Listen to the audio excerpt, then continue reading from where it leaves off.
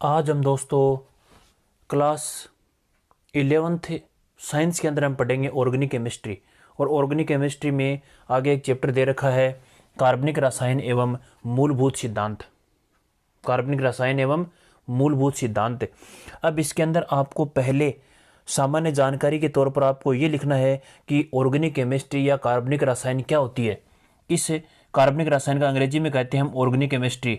अब इस organic chemistry के बारे में आपका सामान्य परिचय होना चाहिए कि ये ऑर्गेनिक केमिस्ट्री होती क्या है, इसके अंदर कौन सी यौगिकों का अध्ययन करते हैं। पहले तो हम कार्बनिक रसायन के बारे में जानेंगे, उसके बाद में इसके हम क्या पढ़ेंगे, मूलभूत सिद्धांत पढ़ेंगे।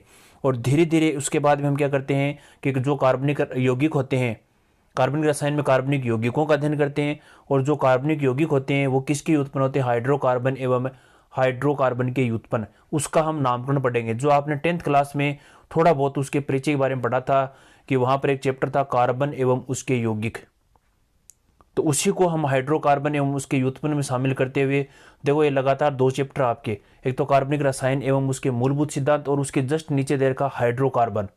तो हम लगातार पढ़ते चलेंगे एक एक टॉपिक के बारे में। तो आप ध्यान से आप समझो और साथ साथ में मैं लिखवाऊंगा और नोट्स बनवाऊंगा। तो देखो सबसे पहली बात यह है कि हम किसके बारे में पढ़ते हैं, ऑर्गेनिक केमिस्ट्री के बारे में पढ़ते हैं। किसके बारे में पढ़ते हैं, ऑर्गेनिक केमिस्ट्री के बारे में पढ़ते हैं, कार्बनिक रसायन के बारे में पढ़ते हैं। तो नीचे आप हेडिंग डालो इसका सामान्य परिचय, हेडिंग डालो सामान्य परिचय और इसमें लिखना स्टार्ट करो। लिखो कार्बनिक रसायन को अंग्रेजी में ऑर्गेनिक केमिस्ट्री कहते हैं। अंग्रेजी में ऑर्गेनिक केमिस्ट्री कहते हैं। इस ऑर्गेनिक शब्द का अर्थ लिविंग ऑर्गेनिज्म होता है। अर्थात इसे, किसको, लिविंग ऑर्गेनिज्म को, अर्थात इसे जंतुओं एवं वनस्पतियों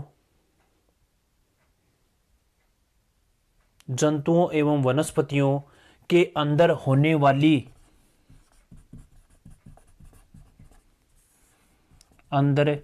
वाली रासायनिक अभिक्रियाओं के अंतर्गत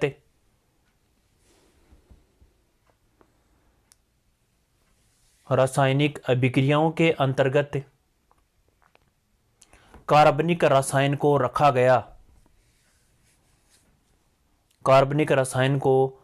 गया। तो दोस्तों आपको इसका ऑर्गेनिक केमिस्ट्री का सामान्य परिचय समझ में आया होगा। देखो क्या है कि हिंदी में कहते हैं कार्बनिक रसायन को इंग्लिश में क्या कहते हैं, ऑर्गेनिक केमिस्ट्री। ऑर्गेनिक केमिस्ट्री में ऑर्गेनिक शब्द लिविंग ऑर्गेनिज्म से मिलकर बना होता है। इस लिविंग का मतलब होता है जीवित प्राणियों से, इस लिविंग ऑर्गेनिज्म का मतलब होता है जीवित प्राणियों से, अर्थात जंतुओं एवं वनस्पतियों के अंदर होने वाली रासायनिक अभिक्रियाओं के अंतर्गत ही कार्बनिक रसायन को रखा गया। ये तो हो गया इसका सामान्य परिचय। अब नीचे लिखो परिभाषा लिखो। ऑर्गेनिक केमिस्ट्री की परिभाषा लिखनी है। देखो ऑर्गेनिक केमिस्ट्री का ही भाग है। इसके अंदर किसका अध्ययन करते हैं, कार्बनिक यौगिकों का अध्ययन किया जाता है। किसका अध्ययन किया जाता है, कार्बनिक यौगिकों का। तो लिखो इसमें रसायन विज्ञान की वह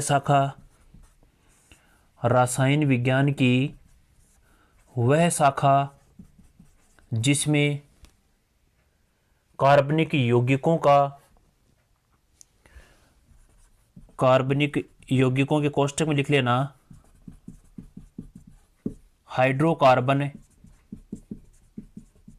हाइड्रोकार्बन एवं इसके व्युत्पन्न। तो सेंटेंस क्या बन गया, रसायन विज्ञान की वह शाखा जिसमें कार्बनिक यौगिकों का अध्ययन किया जाता है। और कार्बनिक यौगिकों का मतलब क्या होता है, हाइड्रोकार्बन एवं उसके व्युत्पन्न। अध्ययन किया जाता है ऑर्गेनिक केमिस्ट्री या कार्बनिक रसायन कहते हैं। ऑर्गेनिक केमिस्ट्री या कार्बनिक रसायन कहते हैं। तो दोस्तों अब आपने इसका सामान्य परिचय, किसका, ऑर्गेनिक केमिस्ट्री का सामान्य परिचय एवं इसकी परिभाषा पढ़ ली कि आप इस ऑर्गेनिक केमिस्ट्री का मतलब क्या समझते हैं, केवल कार्बन एवं उसके यौगिकों का अध्ययन करते हैं। तो कार्बनिक यौगिकों का जिस विज्ञान में अध्ययन करते हैं वही क्या आएगा, ऑर्गेनिक केमिस्ट्री। तो हमेशा कार्बनिक यौगिक क्या होते हैं, ये होते हैं, इसमें कार्बन तो शामिल होगा ही होगा। कौन सा परमाणु शामिल होगा, कार्बन होगा। इस कार्बन परमाणु के साथ साथ ये जो कार्बनिक यौगिक होते हैं इनमें कार्बन परमाणु के साथ साथ हाइड्रोजन भी हो सकते हैं। तो हाइड्रोकार्बन बन गया, क्या बन गया, कार्बन तथा हाइड्रोजन मिलकर जिन यौगिकों का निर्माण करते हैं उसे हम कहते हैं हाइड्रोकार्बन। इनकी परिभाषा हम आगे पढ़ेंगे स्टेप बाय स्टेप। अब केवल कार्बनिक यौगिकों के बारे में समझ लिया कि इन कार्बनिक यौगिकों में कार्बन के साथ साथ हाइड्रोजन एवं अन्य परमाणु भी होते हैं। अन्य परमाणु जैसे नाइट्रोजन भी हो सकते हैं, ऑक्सीजन भी हो सकता है, जैसे फास्फोरस भी हो सकता है, सल्फर भी हो सकता है। अन्य परमाणु होते हैं, अन्य परमाणु होते हैं, एटम होते हैं। तो नीचे लिखो, इन कार्बनिक यौगिकों में कार्बन परमाणु के साथ साथ अन्य परमाणु भी उपस्थित होते हैं, अन्य परमाणु भी उपस्थित होते हैं।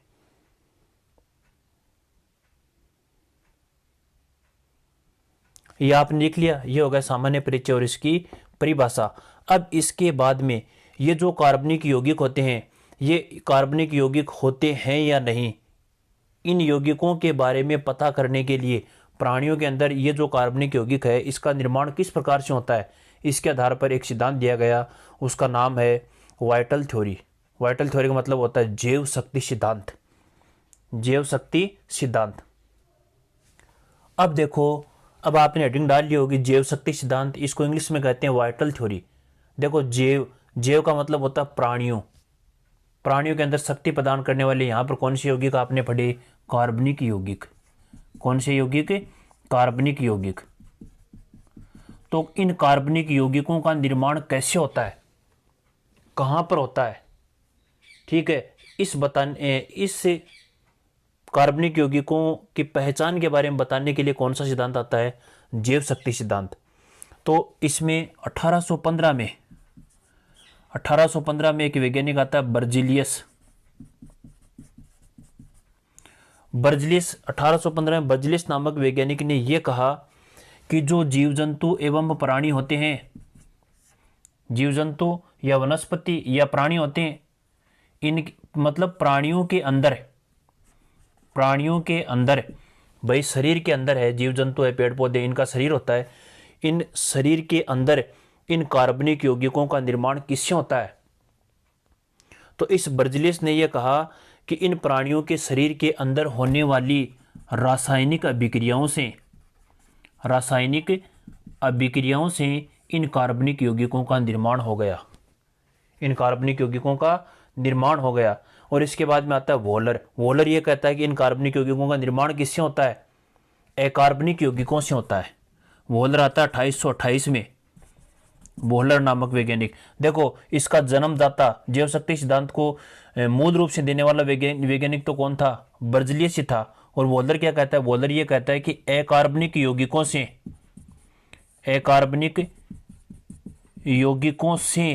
कार्बनिक यौगिकों का निर्माण होता है। ये तो कहता है वोलर, तो ये कहता है कार्बनिक यौगिकों से कार्बनिक यौगिकों का निर्माण होता है। लेकिन बर्जीलियस क्या कहता है कि शरीर के अंदर होने वाली रासायनिक अभिक्रियाओं से किसका निर्माण हो जाता है, कार्बनिक यौगिकों का निर्माण हो जाता है। ठीक है, तो आप लिखते चलो, जैव शक्ति सिद्धांत हेडिंग डाल ली, इसके नीचे लिखो 1815 में बर्जीलियस नामक वैज्ञानिक ने, बोर्ड पर नाम लिखा, बर्जीलियस नामक वैज्ञानिक ने कहा कि प्राणियों में कार्बनिक यौगिकों का निर्माण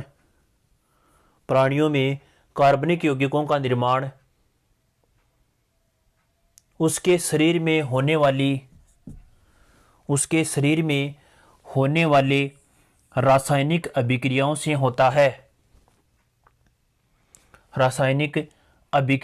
होता है, ये तो बात हो गई बर्जीलियस की। अब नीचे तीर लगाकर लिखो, लेकिन सन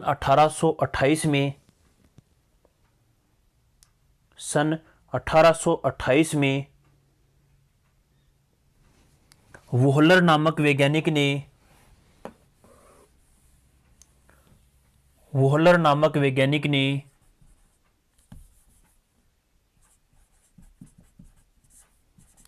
अपनी प्रयोगशाला में नाम लिखना बहुत जरूरी है प्रयोगशाला, क्योंकि ये प्रयोगशाला विधि है। अपनी प्रयोगशाला में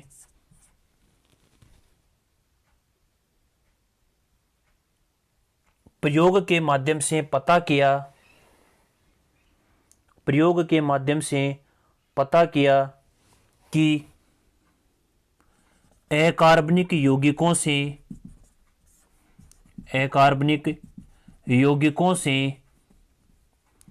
कार्बनिक यौगिकों का निर्माण हुआ। अकार्बनिक यौगिकों से कार्बनिक यौगिकों का निर्माण हो गया। अब देखो, अकार्बनिक यौगिकों का मतलब क्या होता है? जिसमें कार्बन उपस्थित नहीं होता है। वे कौन से यौगिक होते हैं? अकार्बनिक यौगिक होते हैं। और जिसमें कार्बन होगा उन यौगिकों का नाम क्या होता है? कार्बनिक यौगिक होता है। तो अब हम उदाहरण के माध्यम से समझते हैं। इतना तो आपने लिख लिया। सन 1828 में वोहलर ने अपनी प्रयोगशाला में अकार्बनिक यौगिकों से किसका निर्माण कर दिया? कार्बनिक यौगिकों का निर्माण कर दिया। अब नीचे लिखो उदाहरण।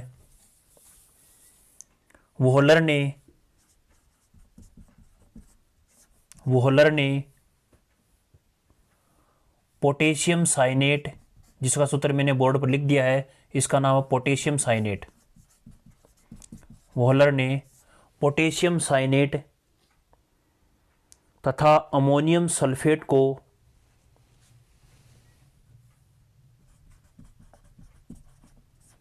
पोटेशियम साइनेट, देखो पोटेशियम का K और साइनेट का सूत्र होता है CnO, इसे कहते हैं पोटेशियम साइनेट। तो पोटेशियम, वोहलर ने क्या किया? पोटेशियम साइनेट तथा अमोनियम सल्फेट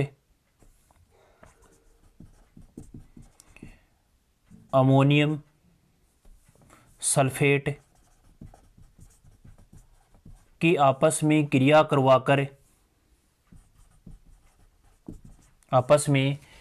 करवाकर ये तो है, बोर्ड की तरफ देखो, ये तो है पोटेशियम साइनेट और ये क्या है? Ammonium cyanate. NH4 का होल 2 SO4 अमोनियम सल्फेट है। पोटेशियम साइनेट एवं अमोनियम सल्फेट के साथ क्रिया करवाकर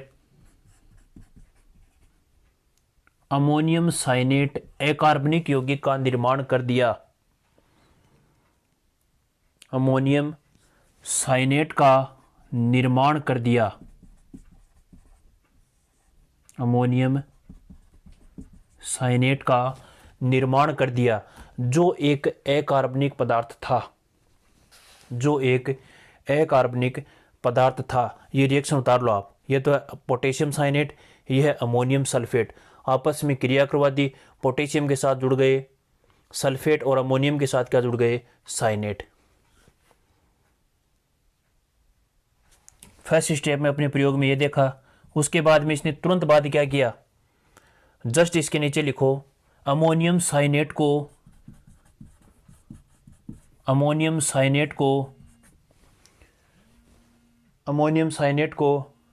अपने प्रयोग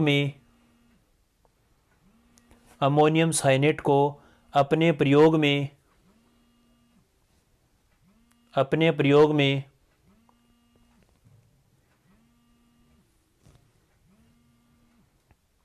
इसके बाद में लिखो अमोनियम साइनेट, ये सब काम वोहलर ही करता है। अमोनियम साइनेट को गर्म करते ही यूरिया का निर्माण हो गया। और यूरिया का सूत्र होता है NH2COO NH2, इसे कहते हैं यूरिया। यूरिया का निर्माण हो गया। यह यूरिया एक कार्बनिक यौगिक के रूप में पाई गई। यह यूरिया एक कार्बनिक यौगिक के रूप में पाई गई। तो दोस्तों यदि आपको ये पूछ ले कि प्रथम कार्बनिक यौगिक का नाम बताइए तो यूरिया ही है। प्रथम कार्बनिक यौगिक का निर्माण किया तो प्रथम कार्बनिक यौगिक कौन है? यूरिया है। और यूरिया की खोज करने वाला वैज्ञानिक कौन था? वोहलर था। कौन था?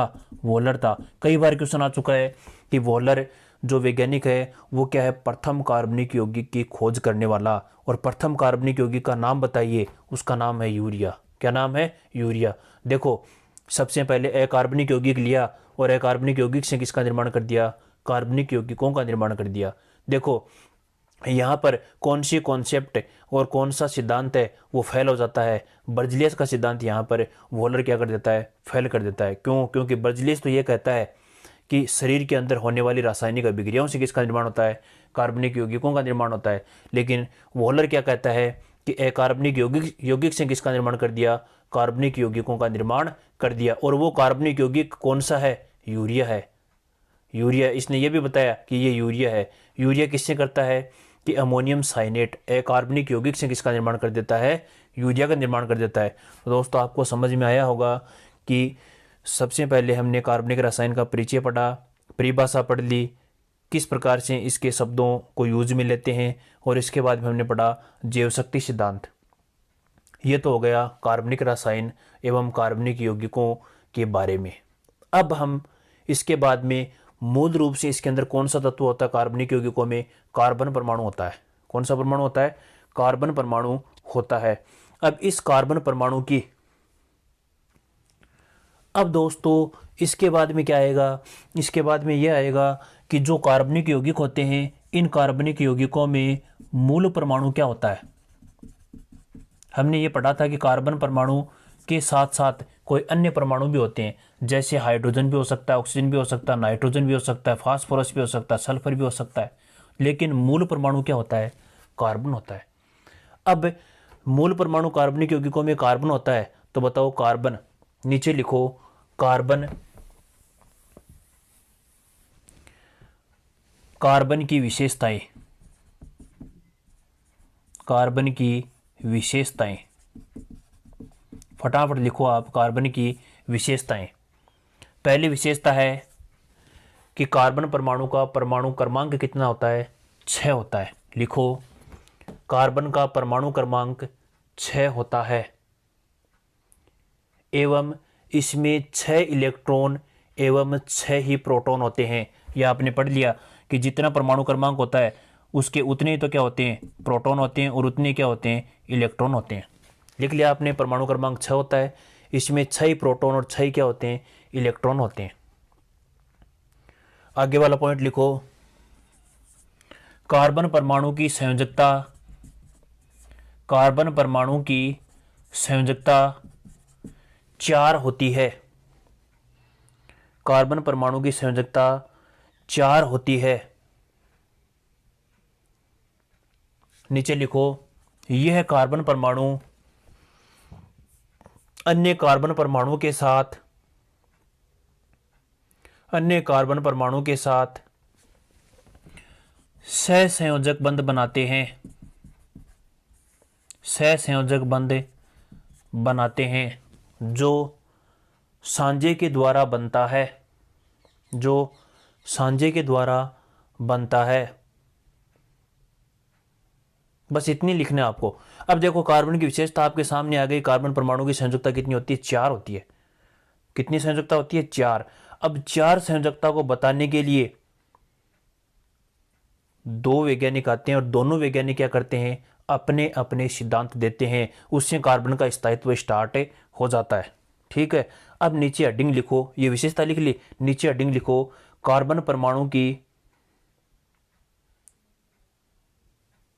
चतु संयोजकता के सिद्धांत। चतु संयोजकता के सिद्धांत। चतु मतलब होता है 4 संयोजकता के सिद्धांत।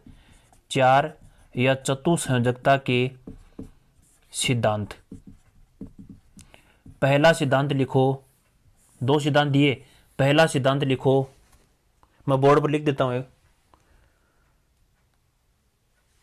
अब देखो आपने नीचे हेडिंग डाल ली कि ये जो 4 संयोजकता होती है, इस 4 संयोजकता को बताने के लिए 2 वैज्ञानिक आते हैं। एक तो आता है केकुले का सिद्धांत। केकुले नामक वैज्ञानिक ने अपना सिद्धांत दिया, उस सिद्धांत का नाम क्या होगा, केकुले का सिद्धांत। दूसरा आता है वांटोफ तथा लीबेल का सिद्धांत। इसने अलग अलग अपनी अवधारणा प्रस्तुत की कि कार्बन परमाणु के साथ में क्या कंडीशन होती है, इसकी ज्यामिति क्या होती है, इसकी संयोजकता की क्या होती है, किस प्रकार से ये बंधों के द्वारा जुड़े हुए होते हैं। तो आप नीचे हेडिंग डालो केकुले, ये तो आपने लिख लिया केकुले का सिद्धांत, इस प्रकार सारणी बनाकर लिख लो, उसके नीचे हेडिंग डालो आप केकुले का सिद्धांत, केकुले का सिद्धांत। नीचे लिखो इस सिद्धांत के निम्न बिंदु होते हैं, इस सिद्धांत के निम्न बिंदु होते हैं।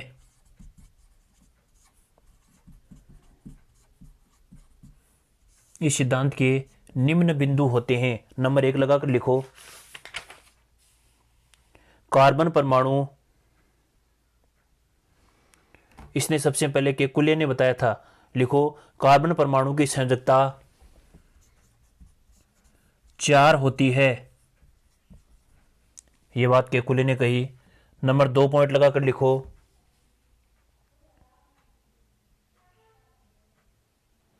कार्बन परमाणु,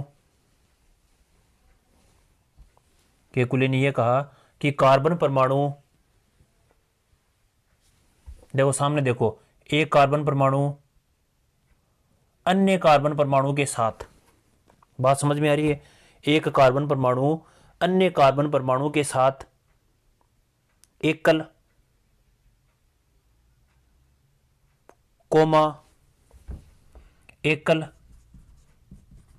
कोष्टक में लिख लेना, कोमा, द्वि, कोमा, त्रि बंधों से जुड़े हुए हो सकते हैं। कार्बन अन्य कार्बन परमाणु के साथ, मैं दोबारा रिपीट कर रहा हूं, कार्बन अन्य कार्बन परमाणु के साथ एकल, द्वि, त्रि बंधों से बंधित हो सकते हैं। यह बात किसने कही, केकुले ने कही। नीचे लिखो, नीचे लिखो, तीसरा पॉइंट लिखो, यह कार्बन परमाणु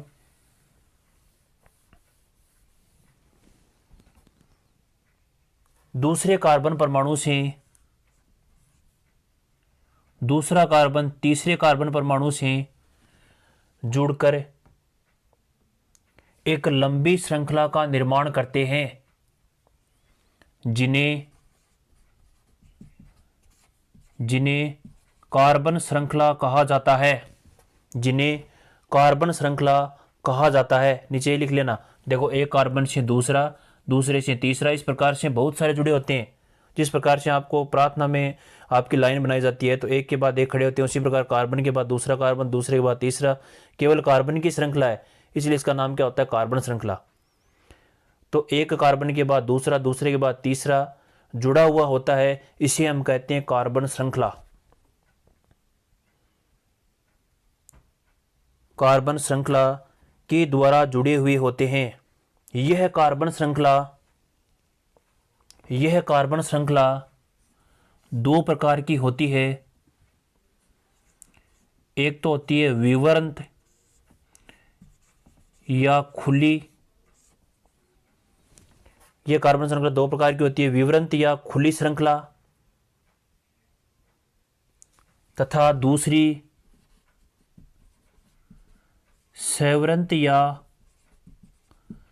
बंद श्रृंखला के रूप में हो सकती है। खुली या बंद श्रृंखला के रूप में हो सकती है। देखो खुली का मतलब क्या होता है, देखो बोर्ड की तरफ देखो, और परिभाषा बाद में लिखेंगे, केवल समझो। देखो खुली का मतलब ये होता है एक कार्बन दूसरे से, दूसरा तीसरे से, तीसरा चौथे से। मैंने इस श्रृंखला में केवल 4 कार्बन परमाणु लिए, और देखो इस संरचना में और इस संरचना में ऐसे लिख रखा, ऐसे लिखते हैं, ऐसे लिख दिया मैंने 4, 1 2 3 और 4। इसमें और इसमें आपको अंतर क्या दिखाई दे रहा है कि इसमें पहला कार्बन और चौथा कार्बन आपस में जुड़े हुए नहीं है किसी भी बंध के द्वारा। देखो आपस में जुड़े हुए नहीं है, इसका मतलब ये क्या है, खुली संरचना। खुली को कहते हैं विवृत श्रृंखला। क्या कहते हैं, विवृत श्रृंखला कहते हैं। लेकिन सवृंत का मतलब चक्कर के रूप में, वर्त के रूप में। वर्त हमेशा क्या होता है, जहां से स्टार्ट होता है वहीं पर आकर रुक जाता है। बताओ, वर्त के रूप में। वर्त का मतलब क्या होता है, सवृंत। देखो इसमें पहला कार्बन और अंतिम कार्बन, चौथा कार्बन आपस में देखो बंध के द्वारा जुड़े हुए हैं। इसका मतलब क्या है, सवृंत या बंद श्रृंखला। तो दोस्तों केकुले ने यही बात कही कि कार्बन श्रृंखला खुली भी हो सकती है और बंद भी हो सकती है। तो आपने अलग अलग पॉइंट लिखा। केकुले ने कहा 4 संयोजकता होती है। ये जो 4 संयोजकता होती है, इसकी जो चारों संयोजकता होती है वो बीच में एकल, द्वि और त्रिबंध के द्वारा जुड़ी होती है। ये श्रृंखला विवृत एवं खुली या बंद श्रृंखला हो। डायरेक्ट उदाहरण लिख लो, देखो डायरेक्ट ही लिखो। देखो कार्बन और कार्बन के बीच एकल बंध भी हो सकता है, कार्बन और कार्बन के बीच द्विबंध भी हो सकते हैं, कार्बन के अलावा अन्य परमाणु भी हो सकते हैं। देखो कार्बन की 2 संयोजकता यदि ऑक्सीजन परमाणु से पूरी कर देते हैं तो बताओ 2 शेष रहती है। देखो हमें करनी क्या है, प्रत्येक कार्बन परमाणु की संयोजकता कितनी होनी चाहिए, 4। इस कार्बन की 1, 2, 3 और 4, इसकी कितनी है, 4। इसकी देखो 1 और 2, 2 तो बंधों के द्वारा हो रही है, शेष कितनी हो गई, 2। यहाँ पर भी शेष कितनी होगी, 2। यहाँ पर देखो इस कार्बन परमाणु 2 तो ऑक्सीजन परमाणु के साथ पूरी हो रही है, 3 और 1, 4। इस प्रकार से हम संयोजकता क्या करते हैं, कन्वर्ट करते हैं। और संयोजकता कार्बन परमाणु और कार्बन के बीच बंध के द्वारा दिखाते हैं यदि कार्बन परमाणु एक तो कार्बन के द्वारा जुड़े होते हैं या कोई अन्य परमाणु के द्वारा जुड़े होते हैं। यदि जो शेष संयोजकता होती है वो हम हाइड्रोजन से पूरी कर देते हैं। तो बताओ यहाँ पर कुछ भी परमाणु नहीं, इसका मतलब क्या जोड़ देते हैं, हाइड्रोजन यहाँ पर, हाइड्रोजन यहाँ पर, हाइड्रोजन यहाँ पर भी, हाइड्रोजन यहाँ पर, हाइड्रोजन यहाँ पर, हाइड्रोजन। देखो इस प्रकार से हाइड्रोजन जोड़ देते हैं। तो इस प्रकार से बताया कि केकुले ने बताया कार्बन परमाणु की संयोजकता कितनी होती है, 4। ये चारों संयोजकता में कार्बन परमाणु अन्य परमाणु के साथ कितने बंधों के द्वारा जुड़े होते हैं और अन्य को हम किसके द्वारा पूरी कर लेते हैं, हाइड्रोकार्बन के द्वारा। अब इसके बाद आगे वाला सिद्धांत आता है वानटॉफ तथा लीबेल का सिद्धांत। ये हम पढ़ेंगे आगे वाली वीडियो में। ठीक है, थैंक्स, धन्यवाद।